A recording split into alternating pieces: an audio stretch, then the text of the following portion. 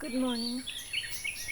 যোৱা ক্লাছত আমি অফলাৰ আখৰখিনি শিকিছিলোঁ, কেনেকৈ পঢ়িব লাগে, কেনেকৈ উচ্চাৰণ কৰিব লাগে। আজি আমি শিকিম অফলাৰ আখৰবোৰ কেনেকৈ লিখে। ইয়াত নিয়মবোৰ দিয়া আছে। প্ৰথমতে কেনেকৈ লিখিব লাগে স্বৰে অটো, তাৰপিছত দ্বিতীয়তে কেনেকৈ লিখিব লাগে, তৃতীয়তে কেনেকৈ লিখিব লাগে আৰু চতুৰ্থতে কেনেকৈ লিখিব লাগে। ব'লা আমি লিখা আৰম্ভ কৰোঁ। প্ৰথমত আঁচ টানিবা ওপৰৰ নিয়মমতে, লাইনৰ ভিতৰত আঁচ টানিবা হ'ল।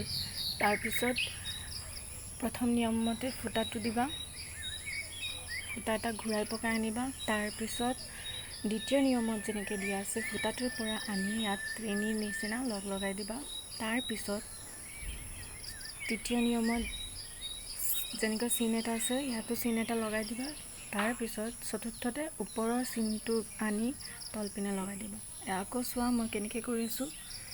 ফুটাটো ঘূৰাই পকাই আনিবা, আনি পেলাই তৃতীয় নিয়ম এইবোৰ চাই কৰি ল'বা। চ' মই আকৌ কৰি আছোঁ কেনেকৈ কৰিব লাগে।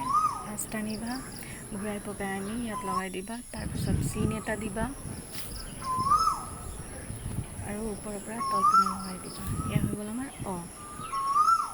চ' মই বাৰে বাৰে কৰি আছোঁ, তোমালোকে তেনেকৈ ঘৰত বাৰে বাৰে কৰিবা। ফুটা এটা দিবা, আনি লগাই দিবা। তাৰপিছত তলপিনে চিন দিবা, ওপৰৰ চিনটোৰ লগত তলৰ চিনটো লগাই দিবা। এয়া হ'ল আমাৰ অ।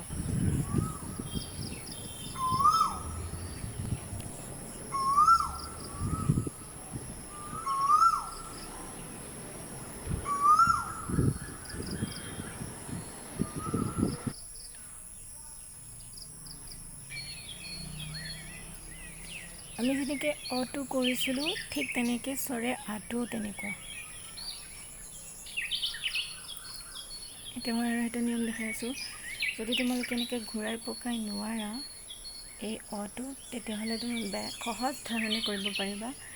ইমান ঘূৰাব নালাগে। 2 নম্বৰত মই যেনেকৈ কৰি আছোঁ তেনেকৈ চোৱা। 1 নম্বৰটো অলপ ঘূৰাই পকাই আনিব লাগে কিন্তু কিতাপৰ নিচিনা লিখিবলৈ হ'লে। কিন্তু যদি তোমালোকে নোৱাৰা তেতিয়াহ'লে 2 নম্বৰত মই যেনেকৈ দি আছোঁ অকল তিনিৰ নিচিনা আনি তাৰপিছত সহজভাৱে যোৰা লগাই দিবা।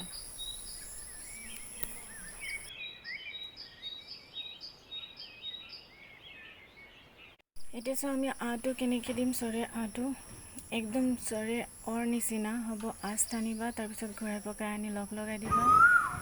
স্বৰে অৰ নিচিনা, তাৰপিছত ইয়াত আকাৰ এটা লগাই দিবা। চ' আকৌ কৰি আছোঁ।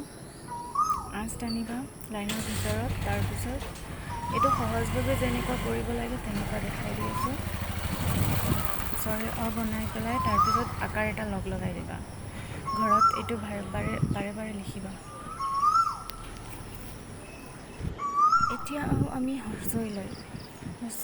হ্ৰস্বইটো কেনেকৈ লিখিব লাগে ইয়াত নিয়মখিনি দিয়া আছে। চোৱা, প্ৰথমতে এটা চিন দিবা, তাৰপিছত ফুটা এটা দিবা ঘূৰাই পকাই, তাৰপিছত 2 বনাই দিবা।